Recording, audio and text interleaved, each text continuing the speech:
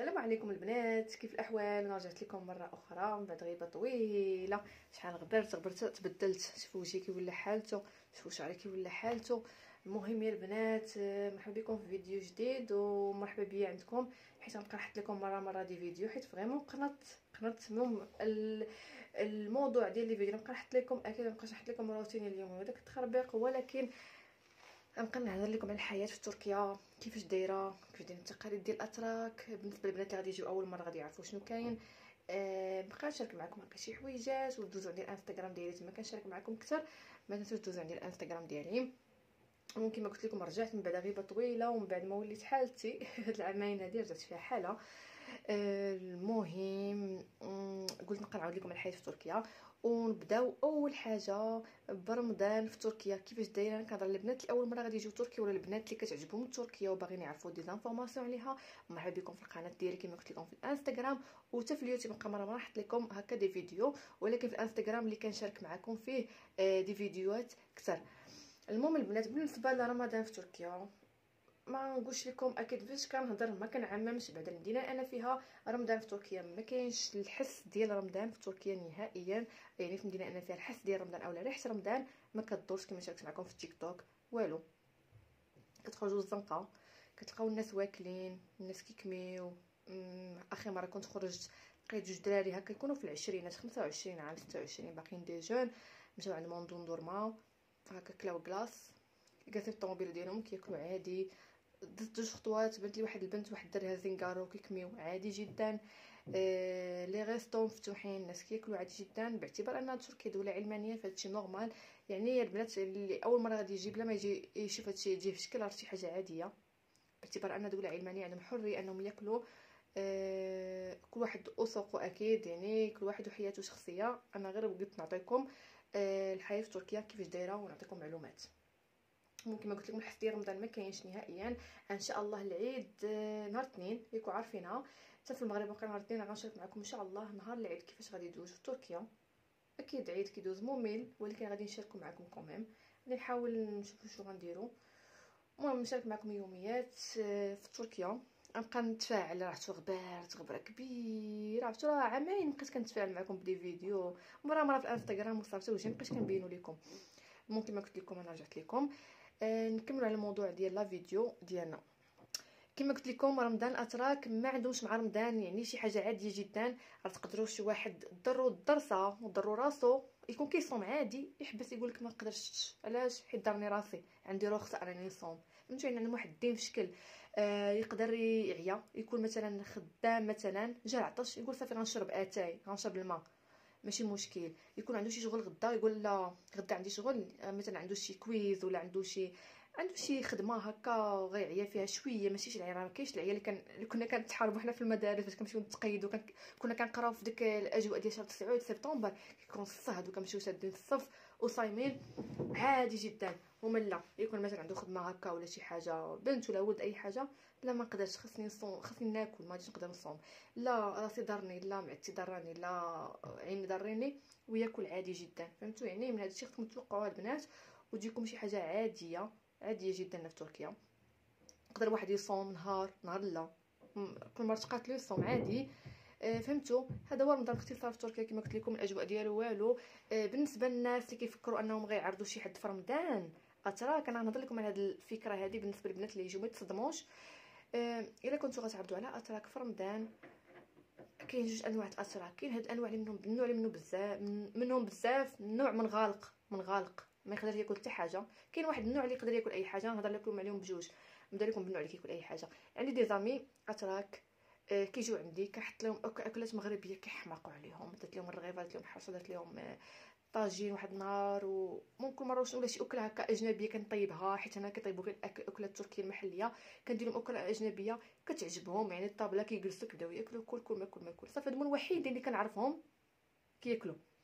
نمشيو عند الجانب الاخر اللي منهم بزاف. مؤخرا عرضت على ضيوف اتراك في رمضان. كانوا هما عرضونا الاولين، الوغ حتى حنا كان خصنا نعرضوهم.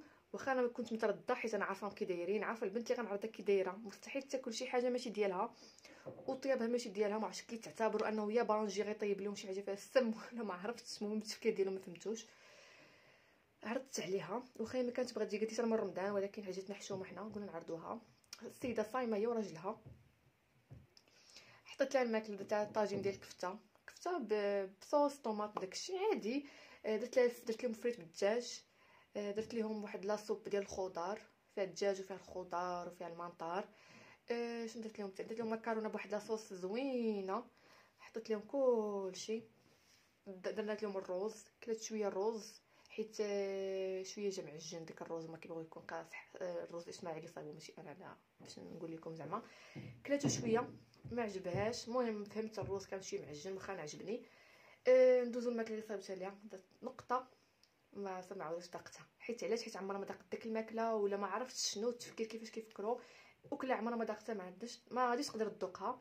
راجلها اللي مولف كياكل شويه شويه كياكل، هي ما كتاكل والو. يعني البنات الا غتعرضوا اتراك وما غاديش ياكلوا ما تصدموش عادي، بغيتوهم ياكلوا طيبوا لهم طيابهم الاكل ديالهم تشوفوا واش يقدروا ياكلوا ولا لا. يعني كاين واحد الصنف اخر انه كياكل غير الماكله ديالو، كاين واحد الصنف اخر حتى الماكله ديالو واخا طيبه يطيبها له شي حد يابانجي ما ياكلهاش. صافي. بالنسبه من بعد جلسنا درت لهم اتاي. بقى عليهم اسماعيل هذا اتاي مغربي، هذا اتاي. كنقول له العار غير اسكت ما تقولش لهم اتاي مغربي انا ما غاديش يذوقوه. صافي قال لهم اتاي مغربي فيه النعناع، والله ما ذاقوه. جوج كيسان حطيتهم وحدهم جغمه ما ذاقوهاش، صافي ما بغاوش يذوقوه عفوا مغربي. درت لهم واحد الكيك جا واعر، قالت لي غير واحد غناكلو انا. الفيديو وقف بوحدو. المهم البنات كما قلت لكم ما تصدموش الا عرفتوا على اتراك وما كلاو والو. هذه هي اول حاجه قلت نشاركها معكم بالنسبه للتقاليد ديال الاتراك.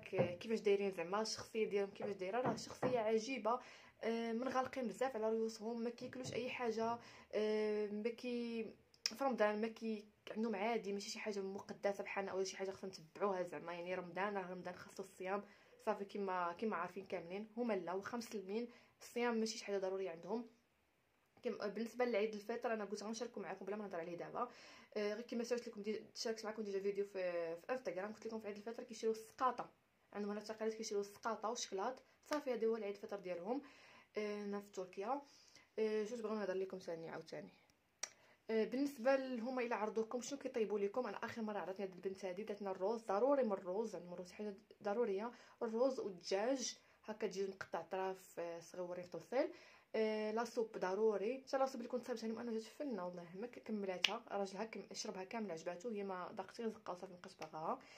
انا مشيت عندها ديجا كليت كلشي صراحه. انا ما عنديش مشكل، حنا مغاربه مفتحين عندنا اللي عطانا ناكلوه فهمتوا. عندنا عادي اصلا في المغرب كنطيبوا جميع الاكلات جميع الانواع وجميع البلدان كنطيبوهم في المغرب ما عندناش مشكل. هما اللي عندهم طياب محلي. درت لنا الدجاج، درت لنا واحد الشلاضه وواحد الحاجه حلوه كتكال. يعني العرايد ديال هنا البنات في تركيا ساهلين ماهلين. بغيتو تعرضوا ما تكثروش على راكم، ما ديروش ديك الحداقه اللي كديروا في المغرب. نديروا لهم اللحم محمر ولا الدجاج محمر ولا اللحم ولا الطياب ولا كذا الحريره. لا لا لا. انا حلفت تسمعي الحلف قال لي هاد المره الا غادي يجيو عندنا ما نعرضهمش الاكل، غادي نعرضهم الاتاي. قلت شنو غدير مع اتاي؟ ماشي له زريعه هادشي اللي كيبغيو هما اتراك. يعني عرضتهم ساهله مالا. خذوا لهم زريعه، خذوا لهم كاوكاو، خذوا لهم شيبس هكا بسكوي كوفريت ولا شي حاجه بحال هكا مع الشاي. صافي صافي ما ديروا والو. ما تعذبوش راسكم والله ما تعذبوا راسكم.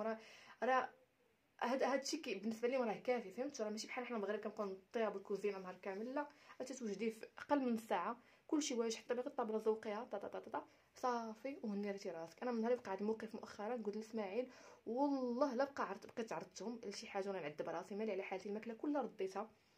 كاينه غير حنا من بعد الماكله كلها رديتها والله ما كلاوها ما ذاقوهاش. قلت لهم ما بقاش نعذب راسي والله ما نطيب ليهم. بغيتي تعرض على صحابك عرض عليهم كما نتوما كيعرضون. يعني ما جاتش انهم ما نعرضوهمش عرض عليهم، ولكن اصلا هو الفكره ديالهم ماشي ديالي انا. نعطيهم شي حاجه واجده وخفيفه. هذا ما كانش. وانتم البنات الا كانوا غيجيو عندكم الضياف ديروا لهم غير شي حاجه بسيطه بلا ما تعذبوا راسكم. باغيين طيبوا لهم برغول، طيبوا لهم السوبات العدس الحمار، طيبوا لهم شي اكله محليه تركيه وما تكثروش. حيت هنا راه ما عندهمش ديك القاعده ديال الطبله تكون عامره بزاف ولا كذا. ما يعني هذا هنايا ساهله مهله. انا كنهضر بالنسبه للبنات اللي غادي يجيو اول مره لتركيا وباغيين يعرفوا التقاليد ديال الاتراك كيفاش دايرين. المهم هنا البنات نكون وصلنا للنهايه ديال الفيديو. وكما قلت لكم نبقى مره نبان لكم في القناه وحط لكم دي فيديو من هذا النوع ديال الحياه في تركيا يعني وتقاليد الاتراك وكيفاش. وهذا ما نبقى نصور لكم في الخارج ماشي غير في الدار. دابا بقيتوني مع صايمه عيانه ما قادره نخرج. راكم عارفين غير الدار حاليا. ومن بعد ان شاء الله نصور لكم دي فيديو اخرين. يلا بسلام عليكم. ما تنسوش عندي الانستغرام.